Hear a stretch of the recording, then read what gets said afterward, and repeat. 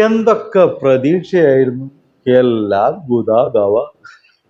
കഴിഞ്ഞ ദിവസം വൈകുന്നേരം മുഖ്യമന്ത്രിയുടെ വാർത്താ സമ്മേളനം കഴിഞ്ഞതോടെ കോൺഗ്രസ് ആഫീസിലെയും മുസ്ലിം ലീഗിന്റെ ആഫീസിലെയും BJP ആഫീസിലെയും അവസ്ഥയാണിത്. ഇവരോട് ചേർന്ന് നിൽക്കുന്ന സുഡാപ്പി ജമാഅത്ത് ഇസ്ലാമിക്കാരുടെ ഓഫീസിലും അതേപോലെ തന്നെ ഇവരുടെ മൂട് താങ്ങി അടക്കുന്ന വലത് മൂട് താങ്ങി മാപ്രകളുടെ ഓഫീസിലും മറിച്ചല്ല. വലിയ പ്രതീക്ഷയോട് കൂടിയിട്ടാണ് മുഖ്യമന്ത്രിയുടെ വാർത്താ സമ്മേളനത്തിൽ മാപ്രകൾ എല്ലാവരും കൂടി എത്തിയത്. അവരുടെ പ്രതീക്ഷയ്ക്ക് കാരണം എന്താണെന്ന് ഞാൻ പറയാതെ തന്നെ നിങ്ങൾക്ക് അറിയാലോ. പക്ഷെ എന്താ സംഭവിച്ചത്? പ്രഖ്യാപനങ്ങളുടെ പെരുമഴ. ഒന്നും രണ്ടുമാണോ? കേരളത്തിലെ സർവ്വ മേഖലയെയും തൊട്ട് തലോടിക്കൊണ്ട് വളരെ കൃത്യമായി എണ്ണി എണ്ണി പറഞ്ഞ ഓരോ കാര്യങ്ങളും അത് ഞാൻ ആവർത്തിക്കുന്നില്ല, നിങ്ങൾ ഇതിനോടകം കേട്ടതാണ്. എന്ന് വെച്ചിട്ടുണ്ടെങ്കിൽ ആശാവർക്കർമാരെ, അങ്കണവാടി ജീവനക്കാരെ, അവിടുത്തെ ഹെൽപ്പർമാരെ, പാചകത്തൊഴിലാളികളെ, വീട്ടമ്മമാരെ, ക്ഷേമ പെൻഷൻ വാങ്ങിക്കുന്ന ആളുകൾക്ക് 400 രൂപ അധികം, ജീവനക്കാര്, അങ്ങനെ വിദ്യാർത്ഥികളെ എല്ലാവർക്കും ആനുകൂല്യങ്ങളുടെ പെരുമഴ. ഒരു മാസം തന്നെ ആയിരക്കണക്കിന് കോടി രൂപ അഡീഷണൽ ആയിട്ട് ചെലവ്, നിലവിലുള്ള ചെലവിന്റെ പുറമെ അഡീഷണൽ ആയിട്ട് ചെലവ് വരുന്ന പ്രഖ്യാപനമാണ്. ഈ പ്രഖ്യാപനം വന്നതോട് കൂടിയിട്ട് UDF കേന്ദ്രങ്ങളിൽ തികഞ്ഞ നിരാശ, UDFന്റെ മൂട് താങ്ങുന്ന മാപ്രകളിൽ തികഞ്ഞ നിരാശ. സാധാരണഗതിയിൽ സാമാന്യ വിവേകമുള്ള ആളുകൾ തങ്ങളുടെ നാടിന്, തങ്ങളുടെ രക്ഷിതാക്കൾക്ക്, തങ്ങളുടെ സഹോദരങ്ങൾക്ക്, തങ്ങളുടെ മക്കൾക്കൊക്കെ ഉള്ള ആനുകൂല്യം ലഭിക്കുന്നു എന്നറിയുമ്പോൾ സന്തോഷിക്കുക ചെയ്യുക. പക്ഷെ ഇവിടെ തല കുത്തനെയാണ്. എല്ലാവരും കൂട്ടക്കരച്ചില്. ഈ പറയുന്ന പ്രഖ്യാപിച്ചതൊക്കെ കമ്മ്യൂണിസ്റ്റുകാർക്ക് മാത്രം നൽകുന്നതല്ലല്ലോ, എല്ലാവരുടെ വീടുകളിലെത്തും. എന്നിട്ടും കരച്ചിലോട് കരച്ചില്. ഈ പറയുന്ന 400 രൂപ അഡീഷണൽ വാങ്ങുന്നതോ 1000 രൂപ ഇതുവരെ കിട്ടാത്ത പെൻഷൻ കിട്ടുമ്പോഴോ ഇതൊന്നും അവർക്ക് പ്രശ്നമല്ല. പക്ഷെ കരച്ചിലാണ്. എന്താ കാരണം? ഇവരുടെ പ്രശ്നം വേറൊന്നാണ്. നമ്മൾ സാധാരണ പറയലും മോൻ ചത്താലും മരുമകളുടെ കണ്ണീര് കാണണം എന്നുള്ള, രാജ്യം ഈ സംസ്ഥാനങ്ങൾ നശിച്ചാലും വേണ്ടില്ല ഈ പറയുന്ന കമ്മ്യൂണിസ്റ്റുകാർ അധികാരത്തിൽ നിന്ന് പോകണം എന്നുള്ള ഒരു വളരെ സങ്കുചിതമായ നിലപാടുകളാണ് മഹാഭൂരിപക്ഷം വരുന്ന പ്രതിപക്ഷ പാർട്ടി അംഗങ്ങൾക്കും അതേപോലെ തന്നെ പ്രത്യേകിച്ച് നേതാക്കൾക്കും അതേപോലെ തന്നെ മാപ്രകൾക്കും ഉള്ളത്. കഴിഞ്ഞ ദിവസം ഈ പ്രഖ്യാപനം വന്നതോടുകൂടി സ്വാഭാവികമായിട്ടും ഇന്നലത്തെ രാത്രി ചർച്ച എന്തായിരിക്കും? ഇത് തന്നെയായിരിക്കും. അങ്ങനെ രാത്രിയിലെ ചർച്ചയിൽ മാതൃഭൂമി ചാനലിൽ ജെയ്ക്സി തോമസ് പങ്കെടുക്കുന്ന ഒരു ചാനൽ, ജെയ്ക്കായാലും പറഞ്ഞ മറുപടി ഞാൻ മറ്റൊരു വീഡിയോയിൽ കൊടുക്കുന്നുണ്ട്, നിങ്ങൾ കാണണം. ഇതിൽ പങ്കെടുത്ത സംഗിണിയായിട്ടുള്ള ഒരു അമ്മച്ചി, സിന്ധുമോളോ അങ്ങനെ ഒരു അമ്മച്ചിണ്ട്. ആ അമ്മച്ചി പറഞ്ഞ ചില കാര്യങ്ങളുണ്ട്. സാധാരണ ഈ സംഘികളുടെ ഒരു വേർഷൻ നമുക്കറിയാം, അതിഭയാനകമാണ്. പക്ഷെ ഇത് അതിഭീകരമാണെന്ന് പറയാം. ആ ജാതിയിലുള്ള ഈ തള്ളും പൊള്ളുമാണ് പറയുന്നത്. ആദ്യം തന്നെ ഒന്ന് കേൾക്കാം.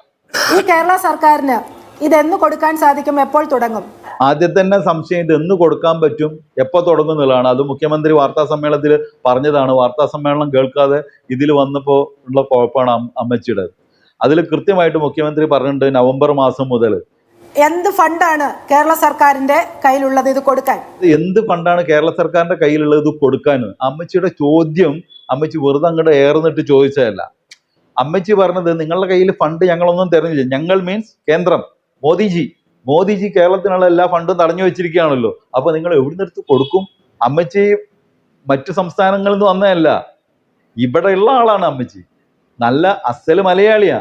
പക്ഷെ മനസ്സുകൊണ്ട് ഇപ്പൊ മലയാളിയല്ല, BJP ഭരിക്കുന്ന ഏതോ സ്റ്റേറ്റിൽ ജീവിക്കാന്ന് തോന്നുന്നു അമ്മച്ചിയുടെ എല്ലാവരും. ഞങ്ങൾ ഫണ്ട് നിങ്ങൾ മുടക്കിട്ടെ, നിങ്ങൾ കൊടുക്കുന്നത് കാണട്ടെ എന്നുള്ള രീതിയിലാണ്. എന്നിട്ട് ഇനി കൊടുക്കുന്നുണ്ടെങ്കിൽ അതെന്താണ്, അത് എവിടുന്നാണ് ആ ഫണ്ട് എന്നുള്ള അതിഭീകരമായ ഒരു കണ്ടെത്തൽ അമ്മച്ചി നടത്തുന്നുണ്ട്. അതുകൂടി കേൾക്കാം. അപ്പൊ ഇത് കാണുമ്പോൾ എനിക്ക് തോന്നുന്നത്, ഞാൻ പറയാൻ ആഗ്രഹിക്കുന്നത് അഭിലാഷേ, ശബരിമലയിലെ അഭ്രപാളികൾ കാണാതായത്, ഏതാണ്ട് 4.5 കിലോഗ്രാം സ്വർണം കാണാതായത്, മെസ്സിയെ കൊണ്ടുവരുമെന്ന് പറഞ്ഞ് പാവപ്പെട്ടവന്റെ അടുത്തു നിന്നൊക്കെ പിരിവെടുത്തിട്ടുള്ളത് ഒക്കെ ചേർത്തുകൊണ്ടാണോ ഈ സർക്കാർ ഈ പദ്ധതികളിൽ കൂടി പണം കൊടുക്കാൻ ആഗ്രഹിക്കുന്നത് എന്ന് സംശയിച്ചു പോകും. രണ്ട് കാര്യങ്ങളാണ് അമ്മച്ചി പറഞ്ഞത്. ഒന്ന്, സ്വാഭാവികമാണ് ഒരു സംഘിയിൽ നിന്ന് പ്രതീക്ഷിക്കുക. എന്ത് പറഞ്ഞു കഴിഞ്ഞിട്ടുണ്ടെങ്കിലും ശരി, മതവും വിശ്വാസവും വിശ്വാസികളെയൊക്കെ ഒന്ന് കൊളത്തിപ്പിടിക്കണം, എന്നാലേ അതിനൊരു ഗുമ്മ കിട്ടുള്ളൂ. അതുകൊണ്ട് ശബരിമല അതൊരു പ്രധാന വീക്ക്നെസ് ആണ് ഇപ്പൊ സംഘികൾക്ക്. ശബരിമലയിലെ സ്വർണപ്പാളികള് കട്ടെടുത്ത കാശാണോ ഇതിനുപയോഗിക്കുന്നത്? അതിലൊരു കാര്യം അമ്മച്ചി അറിയാതെ അങ്ങ് പറഞ്ഞു പോയതാ. ഇത് പിണറായി വിജയനോ അല്ലെങ്കിൽ ഇടതുപക്ഷ മന്ത്രിമാരോ കട്ടതാണെങ്കിൽ അവരത് വീട്ടിൽ കൊണ്ടുപോയിട്ടില്ല എന്ന് അമ്മച്ചി സമ്മതിക്കുന്നുണ്ട്. പകരം ക്ഷേമ പെൻഷൻ കൂടുതൽ കൊടുക്കാൻ വേണ്ടി ആ പൈസയാണോ ഉപയോഗിക്കുന്നത്. അതിൽ അമ്മച്ചി പറഞ്ഞ കണക്കാണ് രസം. എത്ര? 4.5 കിലോ സ്വർണ്ണപ്പാളി. ഇത് എവിടുന്നാണ് അമ്മച്ചി ഈ കണക്ക് കിട്ടിയത്? ഇനി അമ്മച്ചി ഒരു കാര്യം ശ്രദ്ധിക്കണം. ഇത് മാത്രമല്ല അമ്മച്ചി പറയുന്നത്, മെസ്സിയെ കൊണ്ടുവരാൻ വേണ്ടി പാവപ്പെട്ട ആളുകളിൽ നിന്ന് പിരിച്ച കാശ് അതും ഇതിനു വേണ്ടി ഉപയോഗിക്കുകയാണോ? ഇത് എവിടുന്ന് കിട്ടിയ വാർത്തയാണ്? കേരളത്തിലെ സർക്കാർ മെസ്സിയെ കൊണ്ടുവരാൻ വേണ്ടി പാവങ്ങളിൽ നിന്നോ മുതലാളിമാരിൽ നിന്നോ, പാവങ്ങൾ മാത്രമാണ് മുതലാളിമാരിൽ നിന്നോ ആരിൽ നിന്നെങ്കിലും പണം പിരിച്ചതായിട്ടുണ്ടോ? ഇത് നിങ്ങൾ എന്താ വിചാരിച്ച്? അണ്ടിമുക്കിലെ ഈ പറഞ്ഞ ശാഖയാണ് വിചാരിച്ചോ? ആ ശാഖയിൽ തന്റെ മുന്നിലിരിക്കുന്ന കാവിക്കളസവും കുറുവടിയും കയ്യിൽ വെച്ചിരിക്കുന്ന ചാണക സംഖ്യകളോടാണ് സംസാരിക്കുന്നതാണോ? ഇത് ഒരു ചാനൽ ചർച്ചയെ കേരളത്തിലെ പൊതുസമൂഹം കേൾക്കുന്നതാണ്. അവരോട് മറുപടി പറയണം. എന്ത് തോന്നിയാസാണ് നിങ്ങൾ വിളിച്ചു പറയുന്നത്? ആരുടെ കയ്യിൽ നിന്നാണ് കേരള സർക്കാർ മെസ്സിയുടെ വരവുമായി ബന്ധപ്പെട്ട് പിരിവടത്തിയത്? ശുദ്ധ തോന്നിയാസം വിളിച്ചു കയറിയ. പറഞ്ഞ കണക്കെന്താണ്? അഭ്രപാളികളിൽ നിന്ന് 4.5 കിലോ. ഞാനായിട്ടൊന്നും പറയുന്നില്ല, നമുക്കൊരു വാർത്ത വായിക്കാം. അതായത് ഇത് അന്വേഷിക്കുന്നത് ഹൈക്കോടതിയാണ്. ആ വാർത്ത ന്യൂസ് 18 ആണ്. നിങ്ങൾക്കാവുമ്പോൾ കുറച്ചുകൂടി ദഹിക്കാൻ പറ്റുന്ന ഒരു ചാനൽ എന്നുള്ള നിൽക്കാൻ ന്യൂസ് 18 വാർത്ത. ശബരിമല സ്വർണ്ണപ്പാളിയിൽ തിരിമറി നടന്നു, 474.9 ഗ്രാം സ്വർണം നഷ്ടമാ എന്ന് ഹൈക്കോടതി. കേസെടുത്ത് അന്വേഷിക്കാൻ നിർദ്ദേശം. ഇതാണ് ആ വാർത്ത. 474.9 എന്നുള്ളത് റൗണ്ട് ചെയ്ത് 475 എന്ന് നമുക്ക് കണക്കാക്കാം. ഈ 475 ഗ്രാം സ്വർണം നഷ്ടമായെന്ന് ഹൈക്കോടതി പറയുമ്പോൾ ഇത് ഈ പറയുന്ന അമ്മച്ചിയുടെ അണ്ടിമുക്ക് ശാഖയിലേക്ക് എത്തുമ്പോഴേക്ക് എത്ര ആകുന്നുണ്ട്? 4.5 കിലോ. നമ്മൾ ഈ കറൻസി, മറ്റേ ഗൾഫിലുള്ള കറൻസി ഒക്കെ മാറുമ്പോൾ ഇവിടെ 10 മടങ്ങോ 20 മടങ്ങോ ഒക്കെ കൂടുന്ന പോലെ കൊച്ചിയിലുള്ള ഹൈക്കോടതിയിൽ നിന്ന് ഈ സാധനം അണ്ടിമുക്ക് ശാഖയിലേക്ക് എത്തുമ്പോഴേക്ക് 10 മടങ്ങോളം കൂടുകയാണ് അമ്മച്ചിയുടെ ആ സ്വർണം.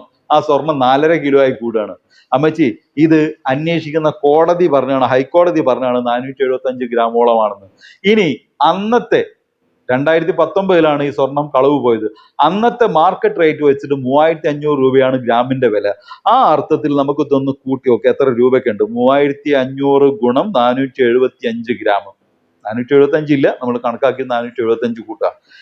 അങ്ങനെയാണെങ്കിൽ എത്ര രൂപയ്ക്ക് ഉണ്ടാവും? 16,62,500 രൂപയ്ക്ക്. അതുകൊണ്ടാണത്രേ ഈ 16,62,500 രൂപക്കാണത്രേ ഈ പറയുന്ന കലാപരിപാടികളൊക്കെ ആര് ചെയ്യുന്നത്? ഈ പിണറായി വിജയൻ ചെയ്യുന്നത്. അമ്മച്ചി ലളിതമായിട്ടൊരു കണക്ക്, അണ്ടിമുക്ക് ശാഖയിൽ ഒഴിവുള്ളപ്പോൾ മൊബൈലിലെ കാൽക്കുലേറ്റർ എടുത്തിട്ട് ഒന്ന് കണക്കൂട്ടി വെക്കുക. 16,62,500 ഹരിക്കണം ഇപ്പൊ കൂടിയ ക്ഷേമ പെൻഷൻ ഉണ്ടല്ലോ 400, ആ 400 ചേർത്ത് വെക്കുക. എന്നിട്ട് ഈ കൂടിയ ക്ഷേമ പെൻഷന് എത്ര ആൾക്ക് ഈ പൈസ ആയിട്ട് കൊടുക്കാം? ഒരു മാസത്തെ, കാലാകാലത്തേക്കല്ല, ഒരു മാസം എത്ര ആൾക്ക് കൊടുക്കാമെന്നൊന്ന് കണക്കൂട്ടി വെക്കുക. പിന്നുള്ളത് മെസ്സിന്റെ, അത് അമ്മച്ചി ഇങ്ങോട്ട് പറയേണ്ട കാര്യമാണ്. മെസ്സിന്റെ പിരിവുമായി ബന്ധപ്പെട്ട് കേരള സർക്കാർ എവിടെ വന്നിട്ടാണ് പിരിച്ചത്? അണ്ടിമുക്ക് ശാഖയിൽ ആരൊക്കെ കാശ് കൊടുത്ത് അതൊന്ന് അറിയിക്കണം. ഇതൊക്കെ പറയുമ്പോൾ തന്നെ മറ്റൊരു കാര്യമുണ്ട് കേട്ടോ. ഈ പ്രഖ്യാപനം വന്നപ്പോൾ നമ്മുടെ പ്രതിപക്ഷ നേതാവും മുൻ പ്രതിപക്ഷ നേതാവും ആകെ അങ്കലാപ്പിലായി. ചില കാര്യങ്ങൾ അങ്ങനെയാണ്, അറിയാതെ അങ്ങ് പറഞ്ഞു പോകും മനസ്സിലുള്ളതേ. ആദ്യം മുൻ പ്രതിപക്ഷ നേതാവ് രമേശ് ചെന്നിത്തല വന്നിട്ട് ആകെ ഹാലളകി. മൂപ്പര് വന്നിട്ട് പറഞ്ഞ് ഇത് ശുദ്ധ തോന്നിയാസാണെന്നുള്ള രീതിയിലാണ് പറഞ്ഞത്. ഇതിങ്ങനെ അവസാന നിമിഷമായിട്ട് പ്രഖ്യാപിച്ച് ഞങ്ങളെ തലയിലിടാനാണ് നോക്കുന്നത്. ഇവരേതായാലും അടുത്ത തവണ അധികാരത്തിൽ വരില്ല, ഞങ്ങളാണ് അധികാരത്തിൽ വരിക. ഏത് UDF ആണ് അധികാരത്തിൽ വരാൻ പോകുന്നത്. അപ്പൊ ഇവർക്ക് പ്രഖ്യാപിച്ചിട്ട് കുറച്ചു കാലം കൊടുത്താണ്ട് പോയാൽ മതി, ബാക്കി ഞങ്ങളുടെ പെരടിയിൽ വീഴുമല്ലോ എന്ന്. പൊന്നു രമേശ്, ഇതേ ഡയലോഗ് തന്നെയാണ് VD സതീശൻ പറഞ്ഞത്. പൊന്നു VD സതീശ, പൊന്നു രമേശ് ജി, നിങ്ങൾ ആദ്യം നിങ്ങളുടെ പ്രകടന പത്രിക 2021, അതായത് തൊട്ട് മുമ്പുള്ള നിയമസഭാ തെരഞ്ഞെടുപ്പിന്റെ പ്രകടന പത്രിക ഒന്ന് പരിശോധിച്ച് നോക്കുക. അതിലിങ്ങനെ വളരെ കൃത്യമായിട്ട് എഴുതിയിട്ടുണ്ട്, ക്ഷേമ പെൻഷൻ 3000 രൂപയാക്കും. എത്ര? 3000 രൂപ.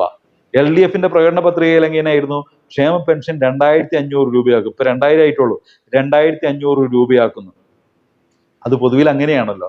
LDF പറഞ്ഞതിനേക്കാൾ കുറച്ച് കൂട്ടിയിട്ട് പറയാന്നുള്ളതാണ് UDFന്റെ ഒരു, എന്താ വെച്ചാൽ കൊടുക്കാൻ ഉദ്ദേശിച്ചിട്ട് പറയുന്നതല്ല, വെറുതെ പറയുകയാണല്ലോ, ഇപ്പൊ ഇഷ്ടം പോലെ പറയാ.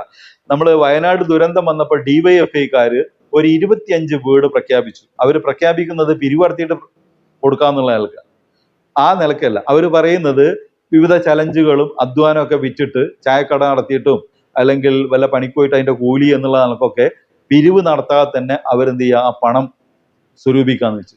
അങ്ങനെ സ്വരൂപിച്ചപ്പോ അപ്പൊ 25 വീടാ പ്രഖ്യാപിച്ചത്. ഉടൻ നമ്മുടെ യൂത്ത് കോൺഗ്രസിന്റെ നേതാവ്, അന്നത്തെ നേതാവ് രാഹുൽ മാങ്ങേണ്ടി കോഴി മൂപ്പര് വന്നിട്ട് വേറൊരു പ്രഖ്യാപനം. ആഹാ, നിങ്ങൾ 25 എങ്കിൽ ഞങ്ങൾ 30.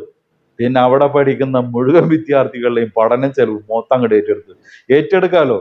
കൊടുക്കുമ്പോഴല്ലേ പ്രശ്നമുള്ളൂ. കോൺഗ്രസ് ആയതുകൊണ്ട് തന്നെ അത് പ്രഖ്യാപിക്കുമ്പോൾ തന്നെ 1000 വീടിന്റെയും 500 വീടിന്റെയും 100 വീടിന്റെ ഒക്കെ കണക്ക് നമുക്കറിയാം. അതുകൊണ്ട് തന്നെ പ്രഖ്യാപിക്കുമ്പോൾ തന്നെ ജനങ്ങൾ ആ രീതിയിൽ എടുക്കുള്ളൂ. ഇതേലെ കേട്ടിട്ട് ഇപ്പുറത്ത് കൂടെ വിടും. ആ 30 വീടുണ്ടോ, ആ 30 വീടിന് വേണ്ടി ആകെ പിരിച്ചു എന്ന് പറയപ്പെടുന്ന 88 ലക്ഷമുണ്ടോ? അതിപ്പോ തപ്പി നടക്കുകയാണ്. ഏതൊക്കെ 5 സ്റ്റാർ ഹോട്ടലുകളാണ് കൊണ്ടേ കൊടുത്തുള്ളതെന്ന് യൂത്ത് കോൺഗ്രസ്സുകാർ തന്നെ തപ്പി നടക്കുക. ഞാൻ അതിന്റെ വിഷയത്തിലേക്ക് പോകുന്നില്ല. അതാണ് അവരുടെ അവസ്ഥ. അവര് പ്രഖ്യാപിക്കും, പക്ഷെ കൊടുക്കില്ല. അതേപോലെയാണ് 3000 രൂപ പ്രഖ്യാപിച്ചത്. എവിടെ? 2021 ഇവരുടെ ഈ പ്രകടന പത്രികയിൽ ക്ഷേമ പെൻഷൻ 3000 രൂപയാക്കുന്നു. ആണല്ലോ, നിങ്ങളാണല്ലോ എഴുതിയത്. ആ 3000 രൂപ അല്ല ഇപ്പൊ ആക്കിയിട്ടുള്ളത്, 2000 ആക്കിയിട്ടുള്ളൂ. LDF പറഞ്ഞ 2500 പോലും ആക്കിയിട്ടില്ല. 2000 ആക്കിയപ്പോഴാണ് രമേശ് ചെന്നിത്തലയും വി ഡി സതീശനും അറിയാതെ അങ്ങ് പറഞ്ഞു പോകുന്നത് ഇത് ഞങ്ങളുടെ തലയിലിടാനാണ്. എന്ന് വെച്ചാൽ ഞങ്ങൾക്ക് ഇത് കൊടുക്കാൻ പറ്റൂല, ഇത്രയും ഭാരിച്ച തുക ഞങ്ങൾക്ക് കൊടുക്കാൻ പറ്റില്ല. അപ്പൊ ഈ 3000 കൊടുക്കുന്നു പറഞ്ഞതോ, അതാണ് പ്രകടന പത്രിക എന്ന് പറഞ്ഞാൽ. UDFന്റെ പ്രകടന പത്രിക എന്താണ് എന്നുള്ളത് രമേശ് ചെന്നിത്തലയും വി ഡി സതീശനും പറയാതെ നമ്മളോടാണ്ട് പറഞ്ഞു കഴിഞ്ഞ്, പൊന്നു മക്കളെ, ഞങ്ങളെ പ്രകടന പത്രികയെ നിങ്ങൾ നമ്പണ്ട, ഞങ്ങൾ ഈ പറച്ചിൽ മാത്രമേ ഉള്ളൂ. ഇത് തന്നെയാണ് UDFന്റെ കൺവീനർ കുറച്ച് ദിവസം മുമ്പ് ഈ ക്ഷേമ പെൻഷന്റെ വർധനവുമായി ബന്ധപ്പെട്ടിട്ട് ഒരു വാർത്ത വന്നപ്പോ ഇത് ശുദ്ധ മര്യാദകേടാണ്, പ്രകടന പത്രികയിൽ എഴുതിയെന്ന് കരുതിയിട്ട് ഇതൊക്കെ നടപ്പാക്കാൻ പാടുണ്ടോ എന്ന് പച്ചയ്ക്ക് ചോദിച്ചത്. ഇതാണ് UDFന്റെ അവസ്ഥ. ഏതായാലും കുറച്ച് ദിവസത്തേക്ക് UDFന്റെ കരച്ചിലോട് കരച്ചിലായിരിക്കും. അതുകൊണ്ട് സഖാക്കള് ഒന്ന് സംയമനം പാലിക്കുക. പലർക്കും പലതരത്തിലുള്ള പ്രയാസങ്ങളുണ്ട്, ഹൃദയ സംബന്ധമായ, അതുപോലെ രക്തസമ്മർദ്ദം കൂടുന്ന പ്രശ്നം. അതൊക്കെ കണക്കിലെടുത്ത് വേണം UDFകാരോട് സംസാരിക്കാൻ. എപ്പോഴും കൺട്രോൾ, ഒരു ജീവന്റെ വില നമ്മൾ തിരിച്ചറിയണം. അതുകൊണ്ട് ആരോടും സംയമനത്തോടു കൂടി സംസാരിക്കണം, ഇതുമായി ബന്ധപ്പെട്ട് സംസാരിക്കണമെന്ന് അഭ്യർത്ഥിക്കണം. മറ്റൊരു വീഡിയോ ആയിട്ട് വരുന്നവരെ എല്ലാവർക്കും ഗുഡ് ബൈ.